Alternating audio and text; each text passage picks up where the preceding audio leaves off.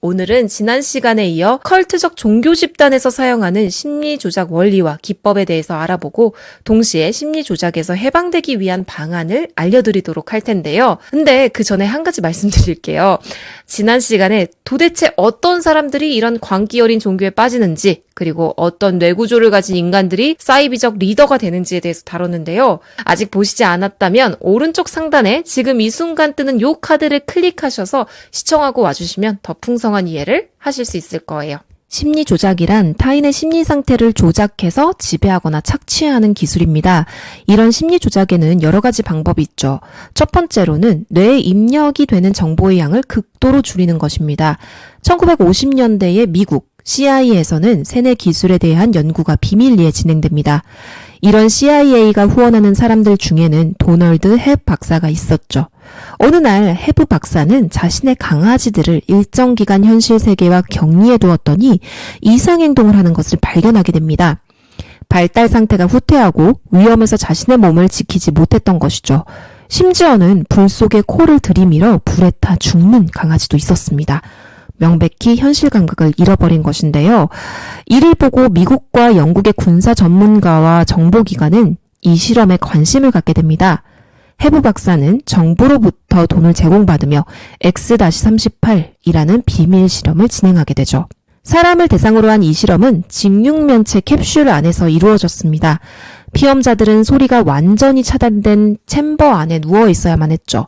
뿐만 아니라 불투명한 유리로 된 고글을 쓰고 두꺼운 장갑도 끼워야만 했어요. 한마디로 모든 외부의 자극이 차단된 상태였죠. 누워서 아무것도 하지 못하고 돈을 버는 실험이었어요. 하루에 $20를 줬다고 하는데 이를 현재 화폐 가치로 계산을 해보니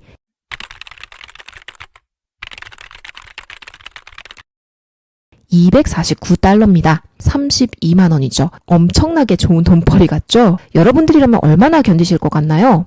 저는 한 5일? 딱 160만 벌어가면 좋겠다 이 생각을 했는데요. 그런데 실험 결과는 놀라웠습니다. 22명의 피험자 중 24시간을 견딘 사람은 불과 11명에 불과했고요. 이틀을 꼬박 지낸 사람은 아무도 없었다고 해요. 게다가 더 이상한 일은 그 이후에 일어났죠. 피험자들은 시간 감각이나 방향 감각에 문제를 겪게 됩니다. 집중력이나 사고력 장애도 일어났고요. 환각을 보거나 피해 망상이 생기는 경우도 있었습니다. 헵 박사는 여기서 실험을 그치지 않습니다. 그 다음번에는 피험자들에게 청각의 자극을 주기로 했어요. 이때 이 청각 자극에는 초현실 현상에 관한 이야기를 담긴 테이프가 있었습니다. 그 결과 실험을 하기 전에는 전혀 초현실 현상을 믿지 않았던 사람이 챔버에서 일정 시간을 지내고 나오자 현실에서 나타나는 현상에 대해 견해가 180도로 바뀌었다고 합니다. 결론은 감각이나 정보를 전부 차단한 상태에서 특정한 자극을 주면 평소와는 전혀 다를 정도로 인간의 정신이나 뇌에 엄청나게 강한 영향을 미친다는 것이었는데요. 이 기술을 악용하면 사람의 사상이나 생각을 완전히 바꿀 수 있다는 것을 의미하게 됐죠. 따라서 컬트 교단이 포교 활동을 펼칠 때, 통제 국가에서 적국이 스파이를 개종시킬 때 이런 비슷한 방법이 사용되었다고 합니다. 철저하게 외부 자극과 격리된 상황이라면 본래 자신의 신념에 맞든 맞지 않든 잘못된 사상을 받아들이고 깊이 흡수할 수 있게 되는 것입니다. 두 번째 원리, 뇌를 지치게 만들어 생각할 여유를 빼앗는 것입니다. 뇌를 지치게 하는 원리에는 두 가지가 있습니다. 첫 번째, 뇌에 정보를 과잉으로 주입하는 경우. 두 번째, 피로, 불면, 영양 부족, 극도의 스트레스를 줘서 뇌의 전달 물질을 바닥나게 하는 방법이 있죠. 이렇게 해서 뇌의 처리 능력 자체가 저하되면서 주체적인 판단 능력이 없어지면 이때를 파고들어 설득하는 것입니다. 특히 이상한 교리나 사상을 주입하는 단체 혹은 다단계에서 이런 방법을 많이 사용한다고 하는데요. 초기에 성경 공부다 수련회다 하면서 막 한 곳에 몰아놓고 잠도 안 재우면서 뇌를 지치게 하는 것이 이러한 예라고 보시면 되겠습니다. 심리를 조작하는 세 번째 원리, 구제를 확신하고 불멸을 약속한다입니다.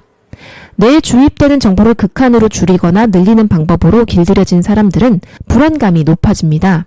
이런 포섭의 대상에게 당신에게도 구제될 길이 있다고 말해주고 우리의 동료가 되면 멋진 인생이 시작될 거야 라는 희망을 약속하죠. 오랜 시간 외로웠거나 결핍 상태에 놓였던 사람들이 이런 구원의 약속을 들으면 어떨까요? 당연히 의지하고 또 믿고 싶어지게 되죠. 그래서 평소 같으면 절대로 넘어가지 않을 속임수에 넘어가게 됩니다. 심리조작의 네 번째 원리, 사랑을 받고 싶어하는 마음을 이용한다입니다. 심리조작을 거는 자는 동료라는 사실을 강조하고 친밀감을 내세우면서 애정과 공감을 퍼붓는다고 합니다.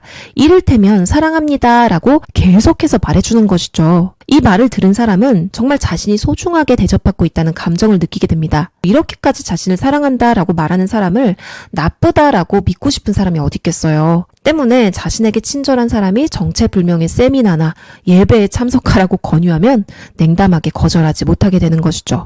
심리조작의 마지막 원리, 그 5번째는 바로 자기 판단을 불허하고 의존 상태를 유지시킨다입니다. 이 부분에서 컬트 종교와 같이 위험한 조직과 건전한 단체의 결정적인 차이가 드러나게 되는데요. 이런 컬트 종교에서는요, 자유로운 발상이나 주체적인 판단이 절대로 존중되지 않습니다. 보통 이런 컬트 종교 같은 경우에서는 신도마다 멘토가 지정이 된다고 해요. 그래서 세세한 일까지 모조리 이 멘토와 상담하게 만드는 것이죠. 이렇게 하면서 의존적인 상태가 점점 커져가게 됩니다. 여기까지 심리조작의 5가지 원리를 알아봤는데요. 그렇다면 이렇게 세뇌된 사람이 과연 심리조작에서 풀려나는 것은 가능한 일일까요? 그리고 만약 가능하다면 어떤 방법으로 풀려날 수 있을까요? 우선 단도직입적으로 말해서 심리조작에서 풀려나는 것은 네, 가능합니다.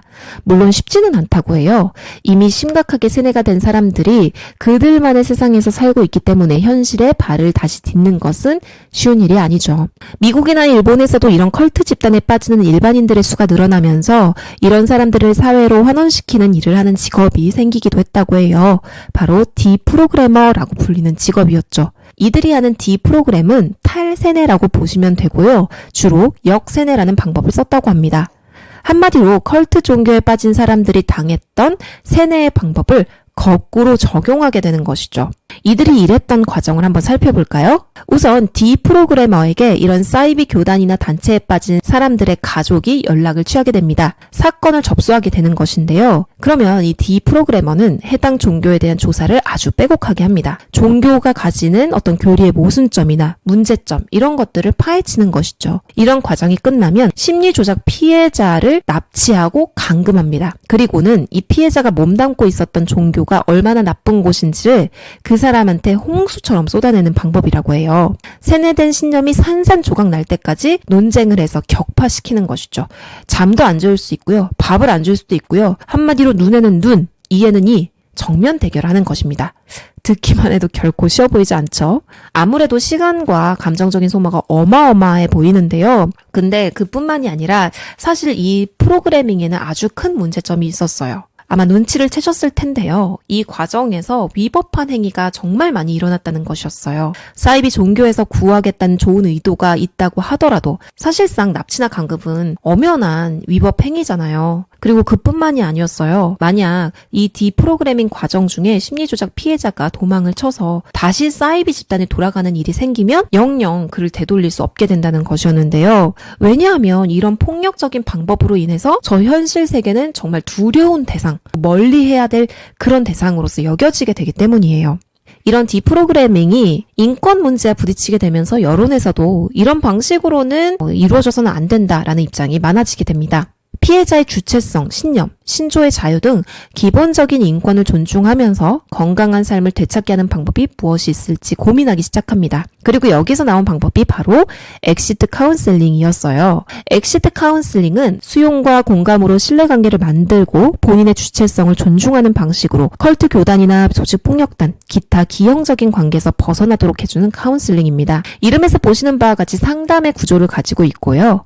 피해자 스스로가 다양한 사건을 회상하게 하여 털어놓도록 하고 그런 과정 속에서 자신이 처한 상황이나 무슨 일이 일어났는지를 객관화시켜보는 그런 과정입니다. 이 엑시트 카운슬링에서는 가족의 개입도 무척 중요하다고 하는데요. 보통 심리조작을 당하는 피해자의 경우 마음을 의지할 곳이 없는 경우가 많다고 해요. 때문에 가족들이 변함없는 애정을 보여주고 또 어떤 상황이 되어도 자신이 소중한 존재라는 점을 말해준다면 피해자는 긍정적인 방향으로 돌아설 수 있다고 합니다. 마지막으로 가장 중요한 방법입니다. 본인 스스로가 자신의 가치를 회복하는 일인데요. 사실 너무 뻔한 말이긴 하지만 아무리 주변에서 회유를 하고 다시 원상복구를 시켜놓은다 한들 자존감이 낮은 상태로 계속된다면 또다시 그런 종교나 단체에 빠져들 가능성이 높다고 해요. 때문에 지속적으로 이런 피해자가 자신의 가치를 인정하고 스스로에 대한 신념을 가질 수 있도록 사회에서 따뜻한 시선과 그리고 끊임없는 서포트를 해야 한다고 합니다.